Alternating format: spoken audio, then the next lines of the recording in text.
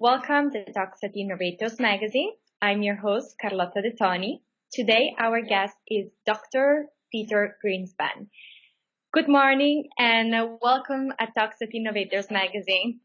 Nice to be with you. Among others, Dr. Greenspan is Assistant Professor of Pediatrics at Harvard Medical School and holds the rank of pediatrician at Massachusetts General Hospital, where he is also vice chair and the Department of Pediatrics. Peter, thank you so much for being here today with us. How are you? Very well, thanks. Today we're going to talk about the recent hackathon on gun prevention that you participated to, together with your other colleagues from Harvard Business School and MIT, and also the Special Forces Weapons. There was a sergeant, right? The hackathon is an initiative of CAMTech, which is a company addressing a critical gap in the medtech ecosystem by providing a network to innovators, mentors, and investors. It identifies pressing clinical needs and accelerates the cycle from idea to patient impact. CAMTech's hackathons have engaged over 2,000 innovators from India, Uganda, and US, and spurred among 350 health innovations. So let's get down to it. Peter, can you tell us something about gun violence prevention? I'm sure, as most of you and most of your audience knows, we have a problem in the United States with gun violence. Only an issue of the school shootings, which I'm sure you've heard about, but also we have a lot of gun deaths by suicide and accidents as well. So we wanted to find ways that we could reduce that. I'm a member of the Mass General Gun Violence Prevention Task Force, and that's where I heard about the hackathon that CAMTech sponsored. How do you think that crime can be prevented without the use of any weapon? Because there is this whole debate going on whether weapons are actually can be used for a good reason to defend ourselves. But what if there was a way to really stop crime without using any weapon? What do you think about that? I first of all don't have any objection to law enforcement people having weapons. And I know in the UK, I don't know whether they carry weapons now, but I know they never used to. And every other developing countries seem to do okay with fewer guns. Going back to the hackathon, what drove you to attend this hackathon from CAMTech? Well, the people from CAMTech came to one of our gun violence prevention meetings and presented it. I honestly had no idea what a hackathon was and decided that it might be interesting to see how this worked, because I knew I was going to hear about a lot of ideas for gun violence prevention. So I went into it pretty open-minded. I really didn't have any fantastic ideas ahead of time. And how did you experience the hackathon overall? Were you pleasantly surprised? It was incredibly interesting. And I think one of the most interesting parts of it for me was that we had people from all over the world who were there, and there were very few medical people. And so it meant that I met and talked with a lot of people from a lot of different disciplines who had viewpoints on this that I would never have been exposed to had I not gone to this. I was reading, in fact, that a plethora of people just from the most different fields participate to this hackathon. And that is really the key of why they are so inspiring and so innovative. Yes. I mean, the group that I got together with, again, it was just, for me, such an unlikely group. People that I would have never met otherwise. I also have to say, I'm probably 30 years older than all the other people in our group. So it was very enlightening. Your overall experience to work with people of such different fields and expertise was a great one. Yeah, it was really valuable. I'm really so glad that I did it. Yeah. And did you learn something from the other participants, not only from your team, but also from the other teams that were there at the hackathon?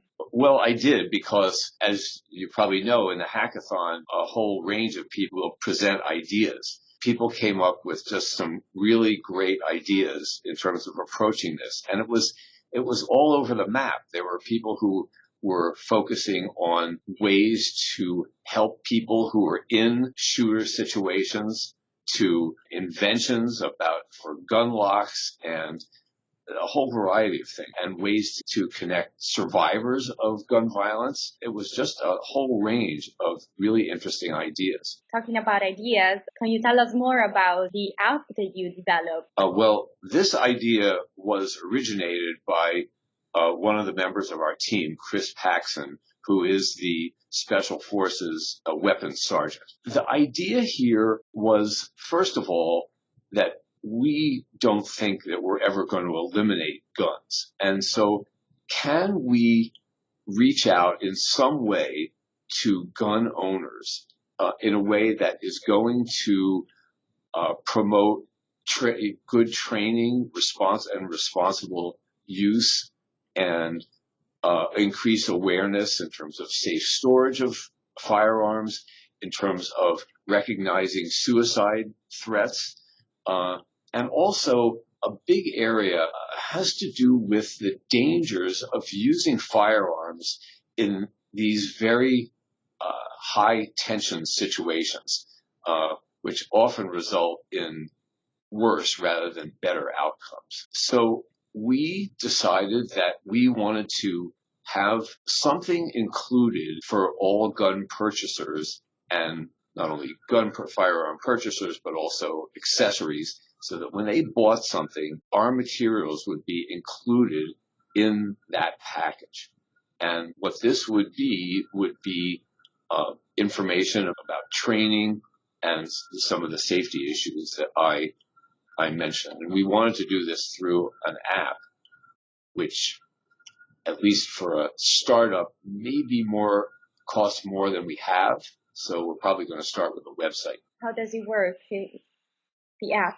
So the website, how it's going to help these people? Okay, so what we would hope is that the purchasers would and gun owners would look at the material that we included in the packages, that they would go to our website, which is called Good Guy with a Gun, and take advantage of some of the training opportunities that are there. Also, on the website, there are videos that are going to be available, which include responsible use, how to use what you've bought safely, and also to connect them with training sites, with instructors who are going to present a kind of complete curriculum of training, and these other safety issues are going to be included in that. And we are hoping that people will take advantage of that,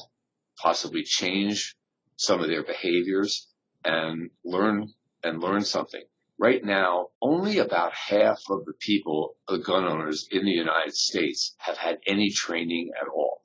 It's required in some states, like Massachusetts, but in other states, there's no requirement at all. You can just go out and buy one and use it without any certification, training, anything like that. We think what is available now, some of the safety items that I mentioned. It all comes down to education at the end of the day, and how to use this lethal weapon. And right. Do you have any estimate of what could be the impact of this website or app for gun violence? I'm afraid we don't. It's really hard to know how well this is going to work at this point. I think what we're hoping, we want to work through retailers. There are a couple of retailers in the United States with big chains that have already taken some steps in terms of limiting what kind of firearms they sell.